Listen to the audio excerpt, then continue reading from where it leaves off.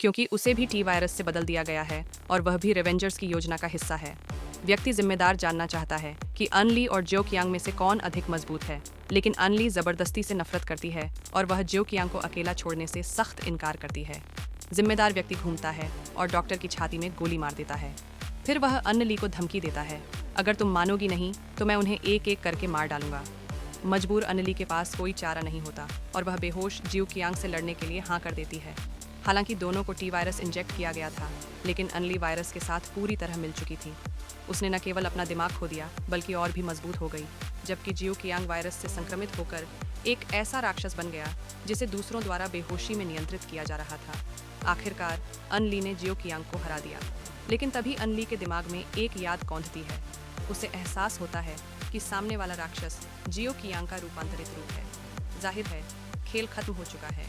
जैसा कहावत है, एक पहाड़ पर दो शेर नहीं रह सकते। एवेंजर्स को बस एक की जरूरत है।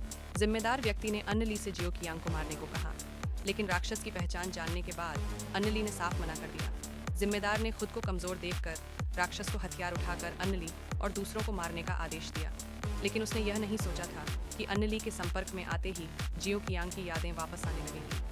उसने अम्ब्रेला कंपनी के सैनिकों को सीधे मार डाला और बाकी लोगों ने भी छूट से छुटकारा पाकर जल्दी से जवाबी हमला शुरू कर दिया। लड़ाई में ज्यो कियांग अनली को बचाने के लिए एक मिसाइल से उड़ा दिया गया।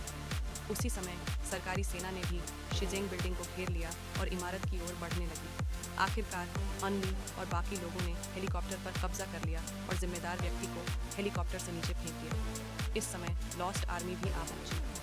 जिम्मेदार व्यक्ति ने आत्महत्या करनी चाहिए, लेकिन कोई ने उसे पकड़ लिया। बंदूक की गोली एक लॉस्ट डॉक्टर में बदल गई और सीधे उसकी गर्दन पर काट लिया।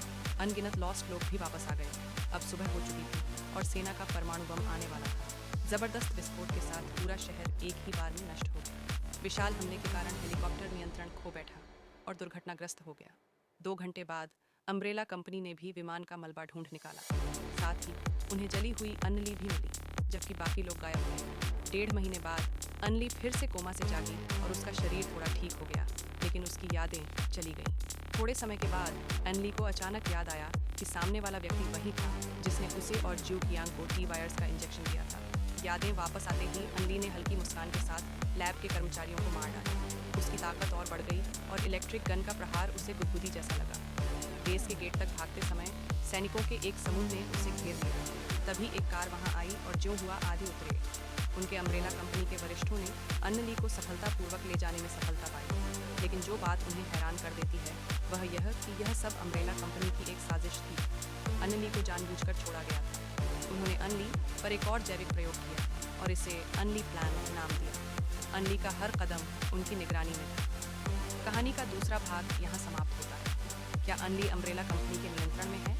तीसरे भाग में उसे किन नई चुनौतियों का सामना करना पड़ेगा? ज्यों-ज्यों अगली बार फिर अपडेट करेगी, फिर मिलेंगे।